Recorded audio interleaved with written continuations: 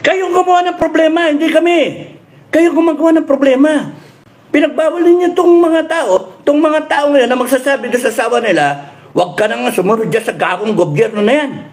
You see, you created the problem because you are not analyzing. You are doing things na hindi nyo pinag-isipan, panic time kayo, and then boom, daming tao, daming nagrally. All over the country, all over the world, daming Pilipino nagrarally. Naku, delikado na tayo. Bossing, delikado na tayo. Baka matanggal na tayo. Baka malapit na. Now the end is near. Malapit na. Naku. Armed Forces and PNP, how sure are you that the soldiers will follow you? How sure are you the policemen will follow you? Sige, anuhin nyo pa? Pigain nyo pa? Kalabas-labas niyan, the Armed Forces and the PNP will be an empty bag. Alam niyo empty bag? Hangin lang. Kasi nawala na yung laman. Pumunta na doon sa taong bayan. Anong tingin niya sa sundalo? Tanga? Anong tingin niya sa mga opisyal? Tanga? Hindi nag-iisip? Right now, yung mga sundalo at saka yung mga polis, alam nila. Hindi nyo nakikita yung mga signs. May mga signs sa chat group nila. Patignan nyo. Intel, tignan nyo yung mga chat group. Bakit ako nagtuturo? That's how it should be done. The Intel will feel what is brewing sa ilalim and they should inform the commander, sir. Sir, delikado na sir. Explosive to. Mawawala yung armed forces tsaka yung PNP. Naghihintay lang yan, may tatayo. May naghihintay lang. Sino ba general dyan ng tatayo? Parang bayad naman lahat, ha?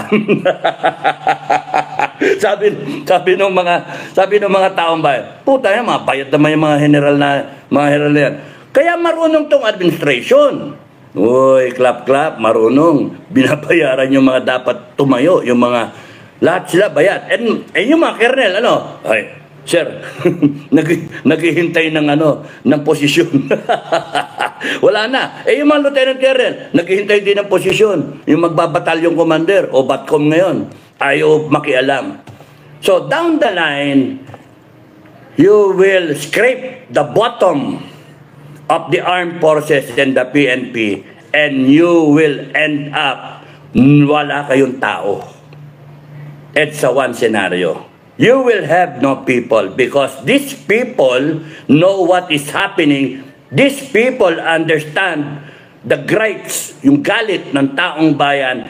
These people understand yung ginagawa ninyo na mali. And sinusuppress pa ninyo, pati yung pamilya isusuppress ninyo. The family now, kalaban nyo, kinukumbinsi yung mga asawa nila, tumayo na kayo. Magsama-sama na kayo. Sumama kayo sa taong bayan. You should understand the dynamics, yung leadership principles. You should understand, hindi yung pag-golf kung anong kung ano yung handicap mo. Uy, Verdi, uy, Eagle. Linchak na yan. Yung mga generals, dapat maramdaman ninyo at nakikita ninyo yung mga indicators. Yung mga pulis na yumuko, hiyang-hiya sila. Hiyang-hiya sila that they are part of the abduction of Duterte. Hiyang-hiya sila, umiiyak sila. That is a symptom, that is a sign. And yung kalat niyan sa mga usap-usapan ng mga sundalo na hindi nyo makokorek, hindi nyo ma-check, before you know it, it's going to explode right in front of you. Bongbong Marcos. It's going to explode right in front of you. Tamba. And you will find yourselves na nakakulong. Nakakulong. Nako. Pag-ikot ng kulong, nakakulong kayo lahat. Bibitayin kayo ng taong bayan. Because the sovereign Filipino people will rise up. Declare kayo martial law. Yun yung topic natin. Declare na martial law. Yun yung mga nagsasabi. And marami kong intel nasabi. Parang nagbabalak-balak mag-declare ng martial law. Sige, declare kayo martial law. Sinasabi ko naman kasi, pagka nag-declare kayo ng martial law, mga kababayan, pag nag-declare ng martial law, huwag kayong matatakot. Huwag kayong matatakot. Kaya ako nag-explain ngayon, Sinasabi ko na previously, pagka isa sa mga recourse yan, tatlo nga no? The only way out is good governance, isa na opsyon. Isa, declare martial law. Yung isa, gerahin ang China. So, nandun pa rin tayo. No? Declare ng martial law. Sinabi ko, pagka nag-declare ng martial law, I will stand up and undeclare the martial law. Ulitin ko, if Bongbong Marcos declares martial law, I will stand up, I will rise up and say, kahit sa vlog, kahit nasa hospital ako, no? Nurse, pwede ba tayo ako? Bis ako. Nag-declare ng martial law eh. I will undeclare martial law. But I will declare the people's martial law. Tandaan nyo mga kababayan, yung power ng presidente mag-declare ng martial law, yung power ng Congress para i-affirm yung martial law declaration, yung power ng presidente na gamitin yung armed forces at saka yung PNP para implement ang martial law at paghuhulihin kayong lahat, kayong mga destabilizer, kayong mga leader, kayong lahat, hulihin kayong lahat, came from the power of the people. Wala, may power ba si Marcos noon mag-declare ng martial law? Wala! Talunan na Vice President, civilian, tumakbo ng Presidente. Please, boto niyo ako. Unity Team! BP Sara! Bongbong Marcos, Unity Team! Pagkatapos noon, nung naboto na, bye-bye. Bye-bye. Yung nagpalibing ng tatay niya, bye-bye. Pinadala sa ICC.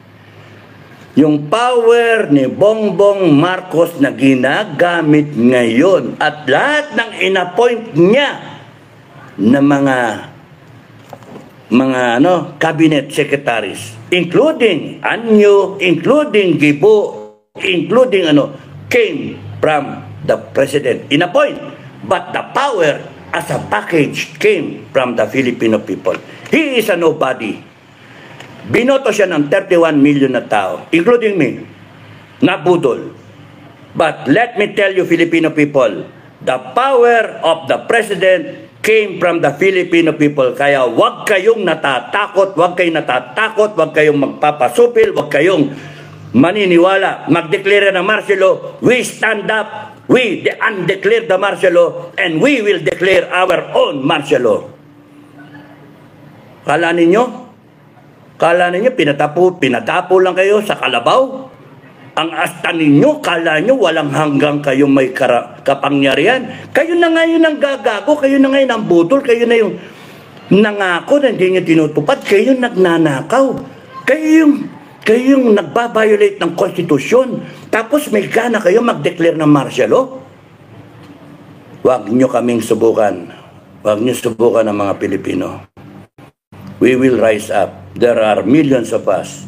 90% of us. 108 million Filipinos. Kahit natulog sa pansitan yung kalahati niyan, meron pa rin 54 million Filipinos. Tulog pa rin sa kubeta na sa CR, nagbabawas, meron pa rin 25 plus 2, 27 million Filipinos.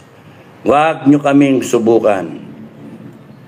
This government, the only way out is good governance. Mag-sorry kayo, tinuan ninyo, ayusin ninyo yung corruption, ayusin nyo na yung droga. Pero kung kayo masisipa, kayong mga nasa AFP at PNP, nagtutulog-tulugan at apolitical, nakakantok ka, will protect the Filipino people. Anong protect? Anong ginagawa nyo? Ninanakawan ng ang taong bayan. That's a problem. Kaya nga, yun ang aking gusto sabihin. Huwag kayong natatakot because noong pa, yung martial law na yan, natakot ang taong bayan. 1970s, wala pang SOCMED noon. No? Bata pa ako noon, hindi pa ako makapag-SOCMED. Hindi pa ako noon, late pa ako noon. Mga 1973, I was in high school. I was only about 12 years old. No? Nang boboso pa ako ng teacher. Joke. Bata pa ako nun. But now that I'm a senior, I am just sharing yung nararamdaman ko to everyone. We have only one country. And it's about time that we all stand up and proclaim what we want. Adopt a vision na pupuntahan ng isang bansa natin na gaganda yung bansa natin tulad ng mga kapitbahay natin. Hindi yung lugmok na lugmok tayo sa putikan